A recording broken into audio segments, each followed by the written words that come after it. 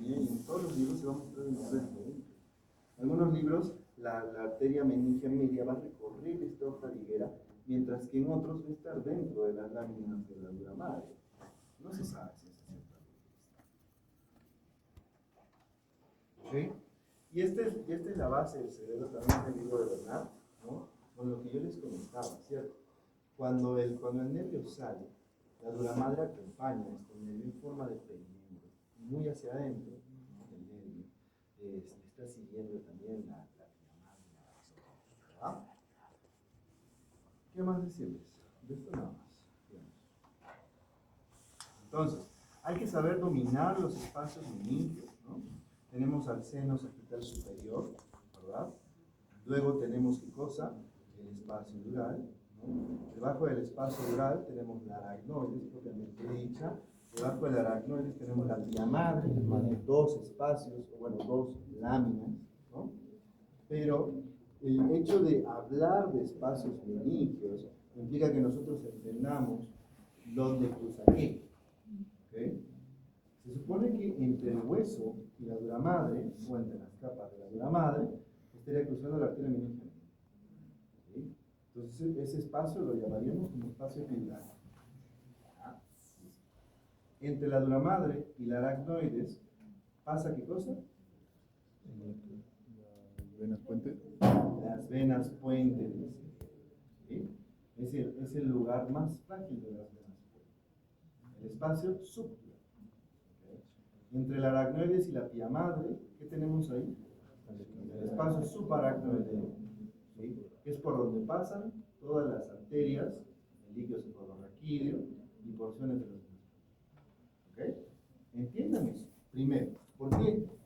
Porque eso les va a ayudar a ustedes a diferenciar la posibilidad de tener un hematoma epidural, un hematoma subdural, una hemorragia intracraneal, una hemorragia subaracnoidea. ¿Sí?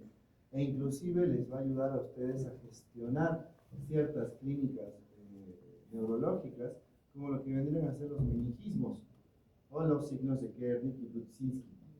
¿Alguien conoce los signos de Kernig y Brudzinski? Un punto si alguien conoce. Ojo, se me pacha la piel. Sucede que tus meninges no solo van a estar en el cerebro, ¿sí? Van a bajar por toda la médula espinal en tu canal raquídeo, y cuando tú sufres de una enfermedad llamada meningitis, ¿no? Implica la inflamación de estas meninges, en especial de personas con meningitis. Lo que la inflamación implica que estas capas, que por más de que sean fuertes, deben ser elásticas, se vuelvan un poco más duras. Si no es así que tu paciente con meningitis, ¿verdad? Va a tener signos cardinales, que son dolores de cabeza constantes, vómitos en proyectil, ¿no? Pero lo más importante que sí te va a ti dar señales de que es una meningitis, la rigidez bucal. El paciente va a sufrir un dolor horrible en el momento en que tú tratas de mover el cuello, porque estamos hablando de que estás moviendo, pues, también las meninges, ¿verdad?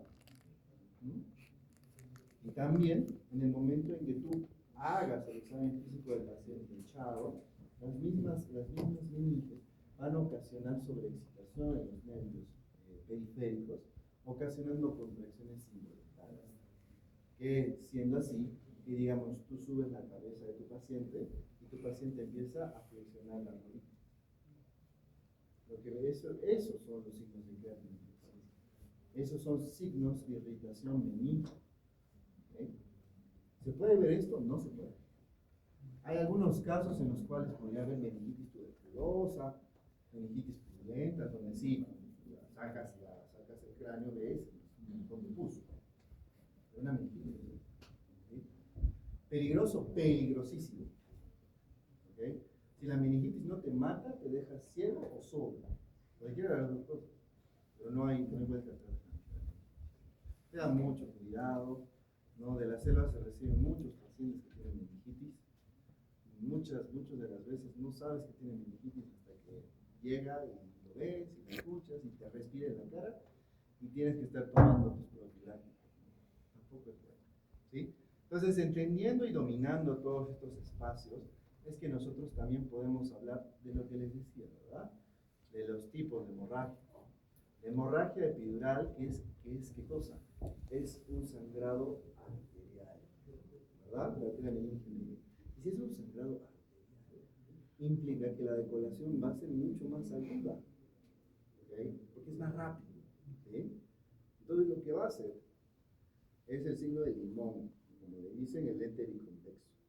¿Okay? Y eso lo van a ver en las tomografías, ¿no? Usualmente estos pacientes con hematomas epidurales se caen y empiezan a decaer progresivamente en cuanto a su estado cognitivo, a diferencia de los subdurales.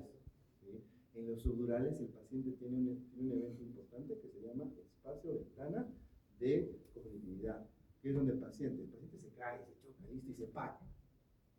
El loco se para y por unas horas está caminando, dice, me duele la cabeza, viejo, creo que tengo que ir al hospital, ¿no?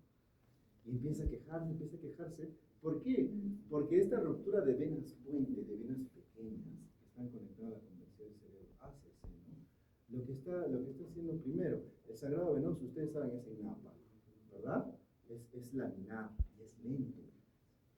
Entonces, lo que va a hacer el sangrado subdural, el sangrado venoso, va a ser decolar primero toda la convexidad, o lo que lo llaman el signo de la media luna. Hasta que llega un punto en que el sangrado se vuelve tan grande que el paciente de lo que se cae, tiene la conciencia que se levanta, camina, que hace sus cosas, que todo esto se deteriora.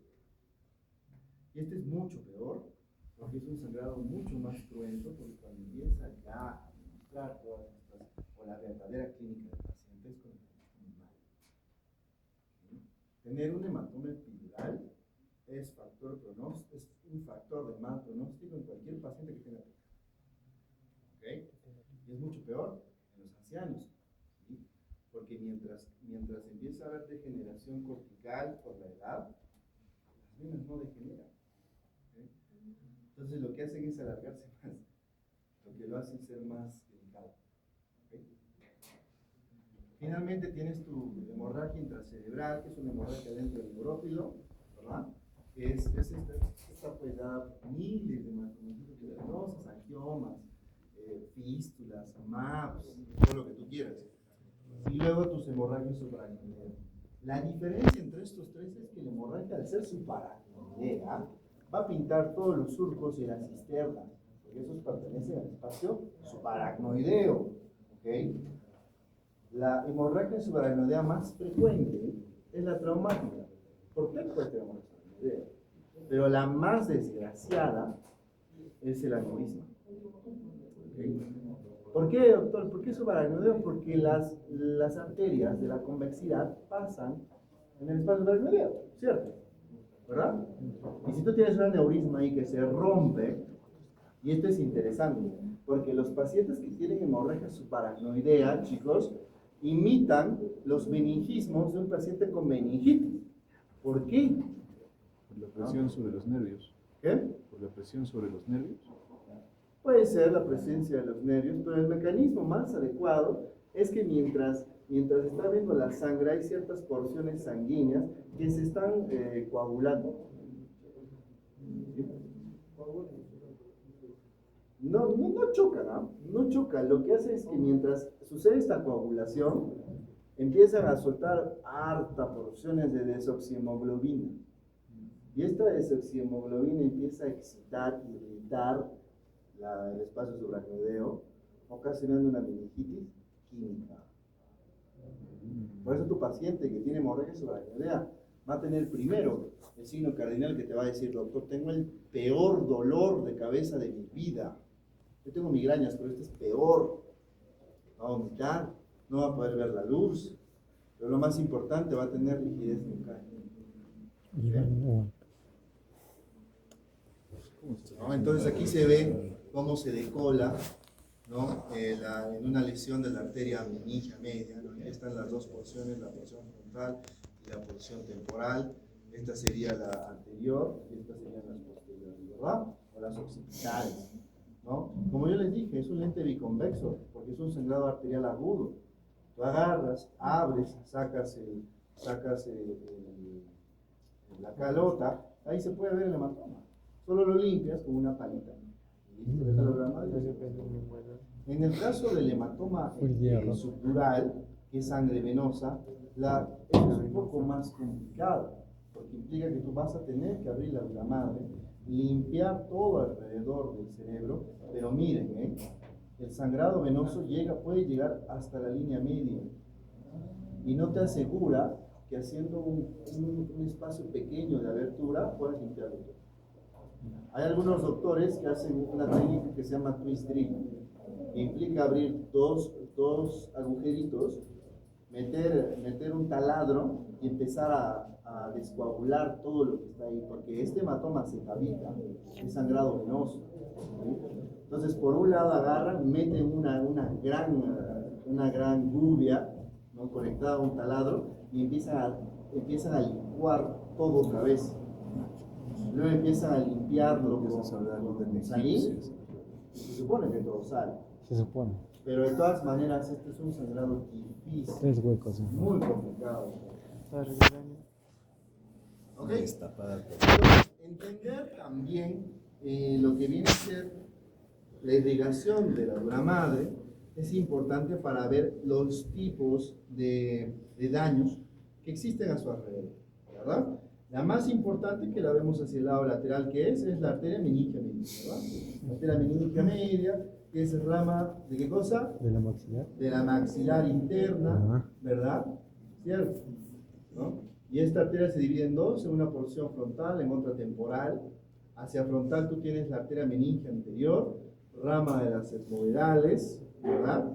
Y hacia posterior tienes tus ramas meningias posteriores, occipitales, ramas de la arteria del cerebro, ¿verdad? Sí, sí. Claro, ¿cómo no? Muy mal. Hablemos del aracnoide. La aracnoides es una membrana tipo tela de araña. Tela de araña. Por eso se llama Aracnoides. ¿Okay? Translúcida, blanda, envuelve el encéfalo de manera laxa y está separada por este espacio subdural, ¿no?, a través del cual pasan estas venas puente, de los senos a la blanda, ¿no? Es aquí en estas aracnoides que tú tienes tus granulaciones aracnoideas, ¿verdad? Que son cuerpos granulares que están cercanos a los senos, ¿sí? Donde va a permitir el intercambio de líquidos cefalorraquídeos. Pero gracias a este viejito de 80 años que se le ocurrió descubrir cosas, es que ustedes saben que el circuito normal del líquido cefalorraquídeo ya no es como te lo dice. ¿Sí? Ya no es normal. Entonces, ¿qué estudiaron? Es más difícil. O sea, ¿por qué Okay. Maldito viejito. ¿No? Entonces, detengámonos un poquito a evaluar esta foto. Esta foto que es la cisterna prequiasmática, quiasmática, interpeduncular, ¿no?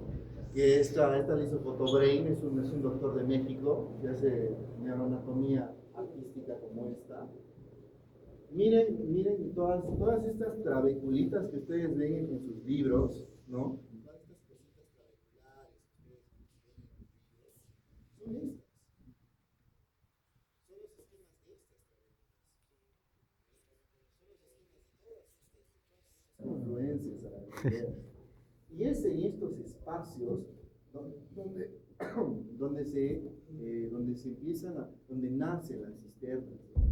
Las cisternas son espacios virtuales fuera del sistema ventricular donde pasa el líquido. Tenemos cisternas 1000, como 10, ¿no? Importantes para ustedes, para que... El doctor Dante les habló en la anterior clase de encéfalos sobre un procedimiento, la tercerventriculostomía endoscópica. ¿Se acuerdan?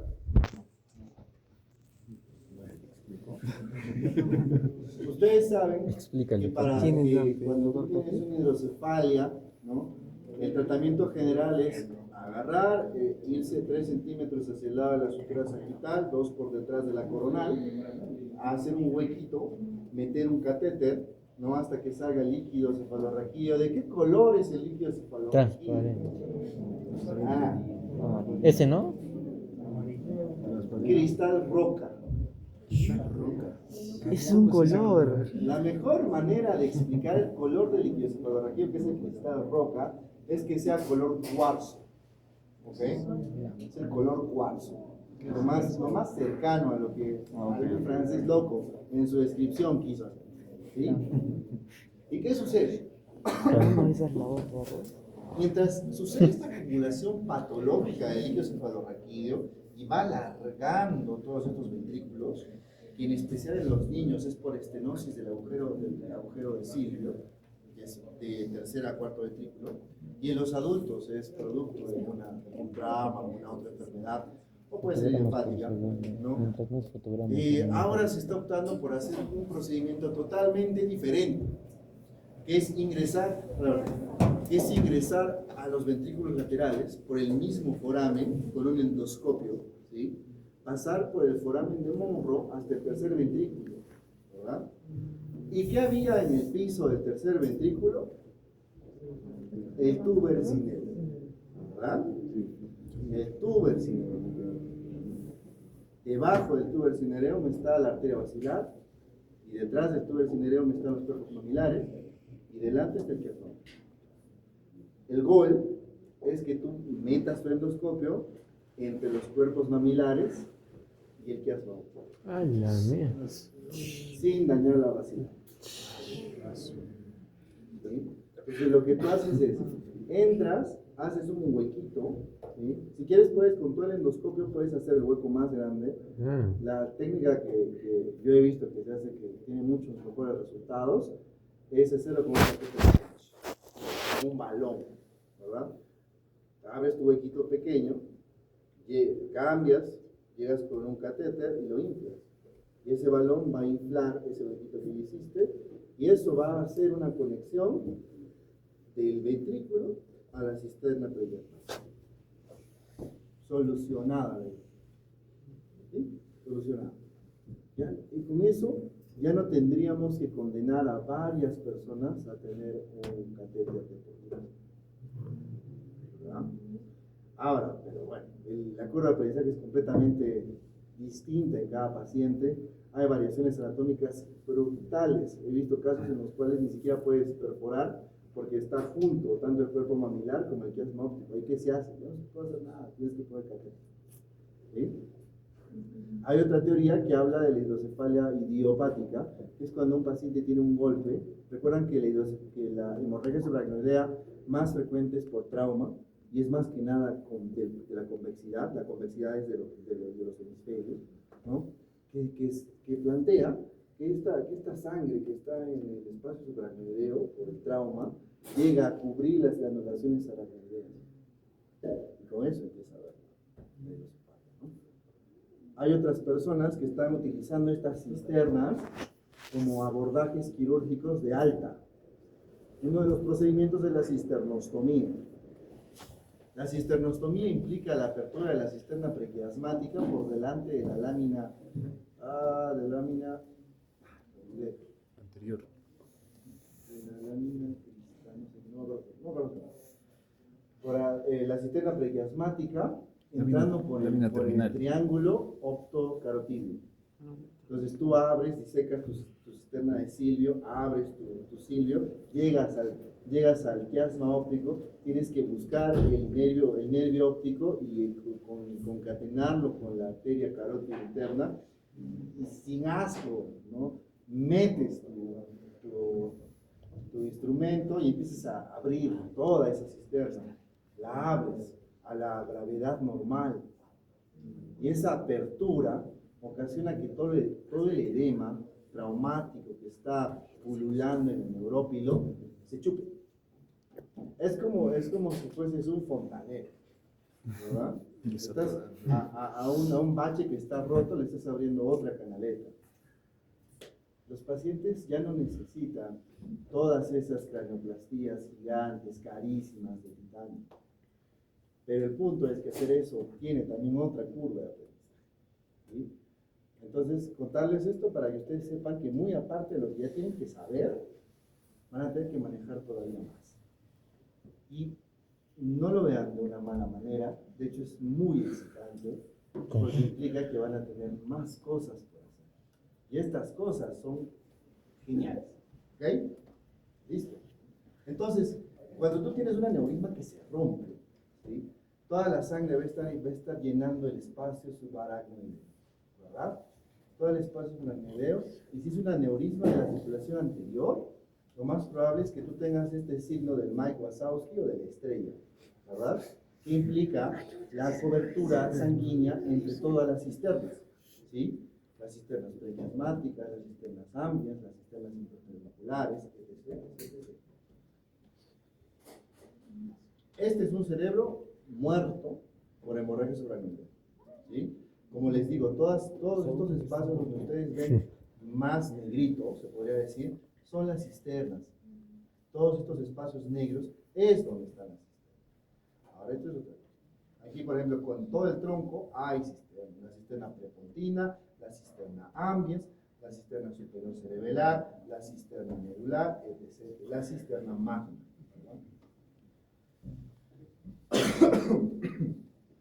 La pía madre es una membrana mucho más fina, es delicada, muy vascularizada, íntimamente adherida a la superficie del cerebro, ¿no? Tiene dos capas, pero eso es histológico. No van a ver las dos capas de la pía madre en un encéfalo, complicadísimo, ¿sí? Entre la pía madre y el aracnoide, tu espacio subaracnoideo. Ahí tienes tus trabéculas, tus arterias, tus venas, ¿no? Plexos coroideos. Los plexos coroideos también son básicamente acumulaciones de la pía madre con tejido coroideo, ¿ok? Entonces también son parte de las meninges, los plexos coroideos.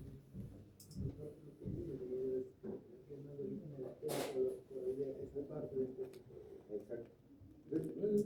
Bolivianito. Pero estamos hablando de que sería esto lo que aparece ahora. Cuidado, los extorsionadores. Entonces, aquí tenemos la pía madre, ¿sí? Esta es la capa más adherida al cerebro. Es precioso, no sé. No sé si ustedes lo vean así. Exacto, para mí es un encanto cuasi sexual, no sé para ustedes. Ay, Diosito lindo. ¿No? Listo. Después de esto, nosotros tenemos lo que vendrían a ser las cisternas, ¿verdad? Las cisternas son espacios virtuales por donde va a pasar este líquido cefalorraquídeo. Cada cisterna, cuando tú abres el cerebro, desaparece. Por eso es un espacio virtual. ¿Ok? De acuerdo a las celdas cerebrales, ¿no? Recuerda que cuando hablamos de celdas, hablamos de las separaciones ocasionadas por las infecciones de la dura, ¿sí? De acuerdo a las celdas, nosotros tenemos primero la cisterna quiasmática. Es mediana, es única, entre el quiasma óptico por debajo y la cisura interhemisférica y la rodilla del cuerpo calloso. Esa es una. ¿Se comunica con qué? Hacia abajo, con lo que es la cisterna interpeduncular, hacia arriba, con la cisterna de la lámina terminal. Esa es la que tienen que cortar también para la cisternostomía, la lámina terminal. Y hacia laterales, con las cisternas de las fosas laterales, que son estas. ¿Okay? Entonces, esta es tu cisterna quiasmática. ¿Okay? Luego tenemos la cisterna interpeduncular, que es la anterior al mesencéfalo entre los pedúnculos también es única, entre el quiasma óptico por delante y el puente y mesencéfalo por detrás. Las comunicaciones son sencillas, ¿no? Hacia abajo, la cisterna pontocerebelosa, hacia abajo lateral, hacia abajo anterior, la cisterna prepontina, y hacia laterales también porciones superiores de las cisternas laterales de la base. ¿Ok? Listo. ¿Qué más? Tenemos la cisterna cuadrigeminal, ¿sí? Que es esta, y de hecho la cisterna cuadrigeminal es la más grande de todas las cisternas. ¿Ya? ¿Por qué? Porque esta cisterna es muy importante cuando tú quieres entrar a la región pineal. Imagínense cómo se opera la región pineal. Son abordajes complejos. Primero que nada, tu paciente tiene que estar sentado, suspendido en el aire. ¿Sí? De ahí tienes que entrar con un abordaje parolateral que no va a dañar los senos occipitales, y justo lateral y debajo del seno transverso vas a decolar la porción superior del cerebelo y vas a tener que abrir la cisterna la cisterna cuadrigeminal, y finalmente mediante todo este abordaje supracerebelar intratemporal es que tú llegas y tiene sentido, ¿no? Una glándula tan compleja debe ser igual de complejo encontrar. Claro, claro. ¿Sí? Por otro lado, tienes tus cisternas de las fosas laterales que son pares a cada lado del lóbulo temporal, ¿no? Se continúan con la cisterna de Silvio, ¿verdad? Es básicamente pues, la cisura de Silvio, está llena por un valle que es el valle silviano, llena de varios y varios vasos, ¿no? Provenientes de la Edad Media, y un montón de trabéculas aracnoideas, ¿sí? El lateral es medial a la cisterna quiasmática, Sí, que ¿no? me duele. Y tienes tu cisterna ambiens, lo que es alrededor del mesencéfalo. O sea, los laterales a tu mesencéfalo, o sea, hacia aquí, ¿no? Laterales al mesencéfalo, tendrías tu cisterna ambiens. Entonces aquí se ve casi todas las cisternas, ¿no? La cisterna quiasmática, que se va inclusive hasta arriba. Las cisternas laterales, ¿verdad? La cisterna interpeduncular. Las cisternas ambiens, ¿verdad? Las cisternas cuadrigéminas, ¿cierto? ¿Listo? Tienes tu cisterna pontina y finalmente la cisterna vulvar, ¿sí? Pero muy aparte de todo esto hay dos cisternas importantes que unen la cisterna magna, ¿sí? La cisterna magna sería una de las conexiones terminales de lo que vendría a ser el ventrículo, el cuarto ventrículo, ¿sí? Siendo aferencia de ¿qué? Del agujero de Silvio. ¿verdad? Y hacia la cisterna prepontina de Lushka. Lushka, sí, sí, sí. No es que, sí, sí, no es que sí, todo sí, termina sí, en sí. Imagen y de repente el líquido cefalorraquídeo se evapora. No, o sea, se supone que todo tiene que llegar hacia las porciones más superficiales del encéfalo para poder recién subir y hacer todo este paño cefalorraquídeo. ¿Sí? Entonces esa es la circulación, ¿no? Tenemos tu cisterna quiasmática, tenemos tu cisterna interpeduncular, tenemos la cisterna prepontina, la cisterna vulvar o espinal, tenemos alrededor del mesencéfalo las cisternas ambiens, entre lo que es el cerebelo y el puente tenemos otra cisterna que es la cisterna pontocerebelosa, tenemos la cisterna cuadrigeminal, que es la cisterna, como les digo, más grande, ¿no? Finalmente la cisterna superior cerebelar también, y al final la cisterna magna, ¿verdad? Es dada gracias a la apertura media de Magendie. ¿No? Aquí creo que es, Pero la magna no estaba compuesta aquí por se la ve. meninge, la Esta es la punto, cisterna. este y otra. ¿verdad? Aquí está. Me lo queda, doctor. ¿No? Ahora, hablando de senos. Vaya, ¿no? En cuanto a los senos, tenemos tipos de senos, ¿no? Muchos, usualmente los senos de la línea media son impares, ¿sí? Mientras los senos de los laterales usualmente tienen sus homólogos contralaterales, ¿no? Pero bueno, ya hablamos inicialmente de lo que vendría a ser el seno sagital superior, ¿no? Ya hablamos del seno sagital inferior, hablamos del seno recto, y nos falta todavía hablar El transverso. de algunos otros. Transverso, el circunflejo y el occipital. ¿Sí? Muy bien. Entonces, estos senos, sagital superior, sagital inferior, recto, e inclusive los senos occipitales, como se pueden ver aquí. ¿Qué pasa, el indicando? ¿No? Inclusive los senos occipitales, como se pueden ver aquí, ¿no? Estos son el grupo superoposterior de todos los senos, ¿sí? De ahí tenemos un grupo anteroinferior, que son el seno cavernoso, que son el seno petroso superior, el seno petroso inferior, y finalmente el grupo lateral de los senos transversos y sigmoides. Pero vamos por partes. ¿Ya?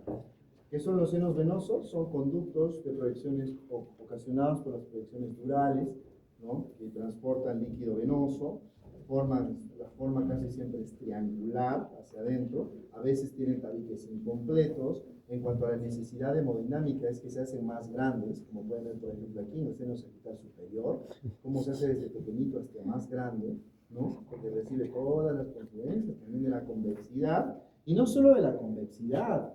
¿Se acuerdan que en el hueso parietal hay un agujero? Claro. De la vena emisaria Santorini, ¿verdad? O sea, recibe también grupos de protones. ¿Qué más? A A ver, hablemos ahora del seno sagital inferior. ¿No? Ok. Entonces, el seno sagital inferior, ¿sí? Está en los 2/3 posteriores del borde libre de la hoz del cerebro. Ayuda, junto a la vena cerebral magna o la gran vena de Galeno, a formar el seno recto. ¿Sí? Las afluentes son las venas de la hoz del cerebro, venas del cuerpo calloso, venas de los giros del cinglo, todas las venas periféricas. El seno recto, que está en la inserción de la base de la hoz del cerebro, ¿no? Que es la unión básicamente del seno sagital inferior con esta vena cerebral magna, y se dirige inferior hacia lo que viene a ser la protuberancia occipital interna, ¿verdad? Donde llega hacia lo que vendría a ser la confluencia de los senos. ¿Sí? Listo. No sé qué erógeno. Posteriormente tenemos los senos occipitales, ¿verdad? Los senos occipitales son senos pares de pequeño calibre, ¿sí? Que están en la fosa craneal posterior, en las porciones más cóncavas de esta fosa, nacen hacia el borde del foramen magno, como se puede ver aquí, ¿no? Nacen al borde del foramen magno, ¿verdad? Y desembocan en la confluencia de los senos. Pero no solo ahí, también desembocan en lo que vendría a ser el seno sigmoides, ¿sí? Y desembocan en algunas anastomosis que se hace con venas espinales, ¿sí? Y finalmente, ¿no? Aquí tenemos varias de las formas en que se muestran, ¿no? Tenemos cómo se delimitan. Estos son los, aquí está, este es el testud, de los primeros volúmenes de testud, ¿no? Cómo se está delimitando los senos occipitales, cómo se llega a la tópula de aerófilo, los senos transversos, etc.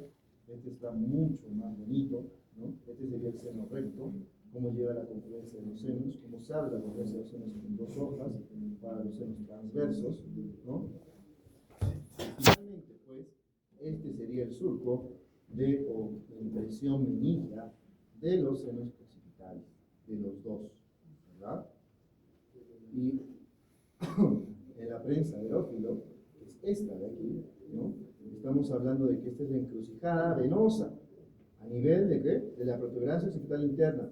Va a recibir, ¿por qué no se mueve? No. Va a recibir afluencia del seno sagital superior, no se mueve nada, del seno sagital superior, del seno recto y de las occipitales. Y estas van a desembocar, ¿verdad? Hablando del grupo anteroinferior, o sea, el seno cavernoso, ¿sí? Lo tenemos a cada lado de la celda hipoficiaria, ¿no? Y la celda hipoficiaria está delimitada por qué, por la dura madre, también se puede llamar diafragma celar, ¿verdad? Listo.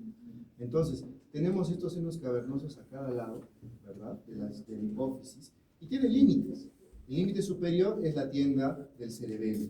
El límite anterior es la fisura orbitaria, perdón, el anterior sería la fisura orbitaria superior, ¿verdad? Porque estamos hablando de seno cavernoso. Si estaríamos hablando de senos intercavernosos, diríamos que el límite anterior sería la fisura quiasmática, ¿verdad? O el surco quiasmático. Inferomedial es el esfenoides y posterior la silla turca y el vértice de la porción petrosa, ¿verdad? Recuerden que solo esto es el seno cavernoso, no todo esto alrededor de la hipófisis, ¿sí? Por favor, la estructura está unida a su homólogo, por lo que vendrían a ser los senos intercavernosos, ¿sí? Y pues nada más, hacia lateral va a estar delimitado por qué cosas, por 3 nervios. Exacto, 3, 4, B1.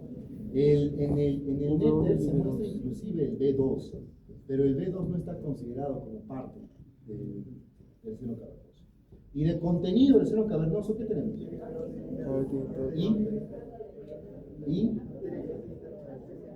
el nervio abducens. El segmento cavernoso, la arteria interna y el nervio abducens. Abduzca. Listo. No. Este seno cavernoso va a tener afluentes hacia el anterior también, ¿sí? Va a tener afluentes faciales, va a tener afluentes faringes, va a tener afluentes oftálmicos. Bueno, eso es lo que viene en la semana. Listo. Ahora hablemos del seno petroso.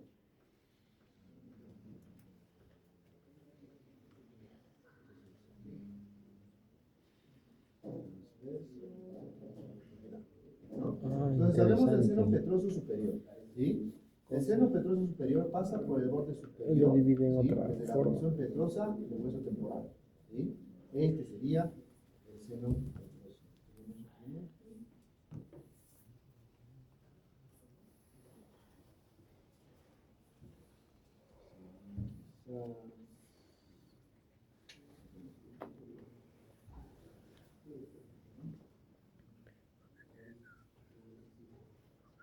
Ayuda. ¿No? Entonces, este seno petroso superior es el que pasa justo en todo el borde superior de la parte petrosa. ¿Sí? En su ángulo superior se dirige oblicuamente hacia atrás, ¿verdad? Cruza el nervio trigémino y termina ¿en qué? En el seno sigmoides. El petroso no es sigmoide. No se confunda. El seno transverso, perdón, el seno sigmoides. Mi ese es cerebro el ya transverso. ¿Sí? La única diferencia entre el seno sigmoide y el seno transverso es que el seno transverso empieza a ser una S itálica. Tiene otra, solo que es llamada de manera diferente. Y justo en este cambio de nombre entre lo que es el seno transverso y el seno sigmoide es cuando se une el petroso superior. ¿Ok? Entonces ahí tienes tu petroso superior. Tus afluentes son las venas cerebrales medias superiores, cortinas, cerebrales, campánicas, inclusive todo lo que acuña esta porción temporal, ¿verdad? Y luego el seno petroso inferior, ¿verdad? El seno petroso inferior, ¿sí? Es a lo largo de toda esta sincondrosis petrooccipital y se dirige oblicuo hacia abajo y hacia el lateral. Se van a astomosar con su homónimo, ¿sí? Y hacia el clivus, aquí, y hacia el clivus, como pueden ver en esta imagen, perdón, hacia el clivus forma un plexo, que es el plexo basilar, ¿ok? Y finalmente llega atraviesa el agujero rasgado posterior y drena directamente en la vena yugular. ¿Sí? Esta es una versión esquemática de todo este plexo basilar. ¿Ok?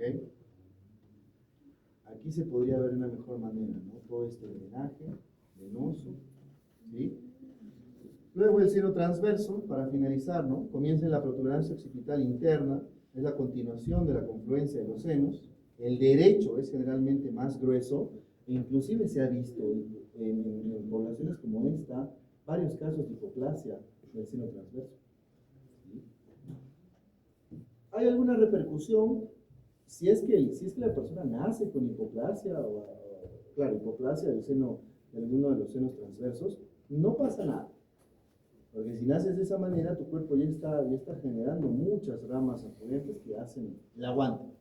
Sin embargo, si una persona ya adulta empieza a tener algo llamado estenosis de los senos transversos, estenosis, ahí sí habría un problema hemodinámico grave que precisa de un abordaje, ¿qué cosa? Endovascular. ¿Sí? Hay algunos casos, por ejemplo, en los cuales los hindúes tratan tumores que vienen desde las meninges, que son los meningiomas. ¿Sí? Ellos lo tratan haciendo cosas loquísimas. Agarran un montón de agua oxigenada y lo ponen al tumor y empiezan a infundirlo con un montón de agua oxigenada. Eso ayuda bastante. Nosotros hacemos eso en la original, ¿ya? ¿Cómo? Eso ayuda bastante. ¿Por qué? Porque hace que el tumor se vuelva más chiquito, se vuelva más friable y se vuelva más distinguible. ¿Sí? Esa es la inyección de peróxido de hidrógeno. Pero, si te equivocas, los meningiomas son tumores altamente vascularizados, ¿sí? Y tienen afluentes venosas. Si tú te equivocas y pones peróxido de hidrógeno cerca de algún vaso, vas a ocasionar una trombosis brutal. ¿Sí? Y la complicación más frecuente de esta técnica es eso, es una trombosis de seno. El paciente pues se muere. Pero bueno. Qué divertido. Ahí vamos. Gajes del oficio. Gajes de Tríceps, ¿verdad? Listo. Entonces, este seno transverso, que va a comenzar esta confluencia de los senos, ¿sí? Va a dirigirse antero-lateral, ¿no? Y sigue la inserción de lo que es la tienda del cerebelo propiamente dicha, correspondiente a lo que es el reparo anatómico craneal de la línea nuclear superior, ¿verdad? Y se continúa formando una S itálica, llamada seno sigmoide, ¿cierto? El seno sigmoides está en la cara endocraniana de lo que es la apófisis mastoides, en el surco del seno sigmoideo, desciende por el agujero rosqueado posterior, se continúa con la vena yugular, junto con los tres últimos pares craneales. ¿Ok? Y finalmente comentarles, ¿no? Justo estábamos hablando de meningiomas, ¿no? Los meningiomas son tumores provenientes de las células meningoendoteliales, ¿sí? Que empiezan a crecer alrededor de la convexidad del cerebro. Nosotros hemos publicado hace un par de semanas una serie de casos en los archivos brasileños de neurocirugía sobre este tipo de tumores, porque tenemos una rara casuística de que estos tumores son gigantes en nuestra población del Cusco, y para ese momento no teníamos microscopio, ¿no? Entonces lo que nosotros hacíamos era el MAPENT, que también lo hicieron acá, ¿no? El MAPENT es una camarita que nosotros compramos en el centro comercial Chasca, 60 soles, ¿sí? Y esto tú lo metes al Silex, ¿no? Y finalmente tu asistente quirúrgico la agarra con una pinza Alice y ya tienes como que un modelo de endoscopía abierta, sin necesidad de tener un microscopio. La única diferencia de esto con un microscopio es que el microscopio es mucho más fácil de utilizar. En este es muy fácil de perderse, ¿sí? Pero ¿qué haces cuando muchos de los pacientes que tienen estos tumores gigantes, estoy hablando de tumores de 7, 8, 9 centímetros, no tienen las oportunidades económicas para irse a Lima? Es muy fácil referir a todo el mundo, chicos, ¿sí? Es muy fácil agarrar y decir, ok, te refiero, pero no se consideran en muchas de las situaciones las capacidades adquisitivas de los pacientes, mucho menos el hecho de que muchos de estos pacientes son absorbidos por el sistema cuando llegan a la capital. Hay muchos casos en los cuales a los pacientes se les dice en Lima, en el hospital de referencia, ¿sabes qué? No tengo cama, pero si me das 2.000 lucas, 3.000 lucas, yo creo que podemos atenderte mañana y que regresamos. Estás ahí, ¿qué vas a hacer? ¿Verdad? Hay muchos pacientes, inclusive cuando ustedes vayan a su internado, van a decir, prefiero morirme aquí, que lo intenten y morirme, a perderme. Y estos pacientes que nosotros publicamos son los pacientes que prefirieron morirse. ¿Cómo? Y gracias a Dios todos están vivos. ¿Sí? Entonces traten de buscar, no en cuanto a las posibilidades y a las limitaciones propias de su sociedad o de su sistema de salud. Eso es mediocre. Vean más allá, encuentren formas, ¿sí? Y en eso se revolca la pasión, porque quien encuentre un porqué puede soportar casi cualquier cómo, ¿ok? Ofrezcan algo mejor, mejoren estas cosas. Esto está ayudando a bastantes neurocirujanos en África, que tampoco tienen microscopio. Ahora nosotros sí tenemos, ya no lo usamos. Pero este tipo de cosas hace las cosas más fáciles. Hagan las cosas más fáciles. ¿Sí? Eso es todo, chicos. Muchas gracias.